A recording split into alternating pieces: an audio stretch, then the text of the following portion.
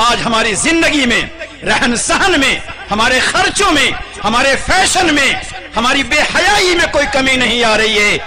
क्या हम ये चाहते हैं कि पूरी दुनिया में अमन रहे, शांति रहे, सलामती रहे, घर के मर्दों के कारोबार में आमदनी बढ़ती रहे, हमारे घर के मर्दों की तिजारत बढ़ती रहे, और दूसरी तरफ औरतें अपने हाल में जर्रा बराबर कोई कमी न करे, न फैशन में कमी, न ड्रेस में कमी, न कपड़े में कमी, न खाने पीने में कमी? ये कैसे हो सकता है? मां बहने, मैं आपको कहना चाहता हूं कि आज ये छोटे छोटे बच्चे जो हमारे घरों में हैं, ये अल्लाह की अमानत है। अगर हमारी इन अमानत की हमने बेहतरीन तरबियत न की, अपनी दौलत को, अपने सरमाए को, अपने माल को, अपने वक्त को अगर इन बच्चों पे हमने खर्च नहीं किया, तो हमसे बढ़कर खयानत करने वाला, इन बच्चों के साथ ज्यादती जुल्म करने वाला कोई दूसरा नहीं हो सकता है।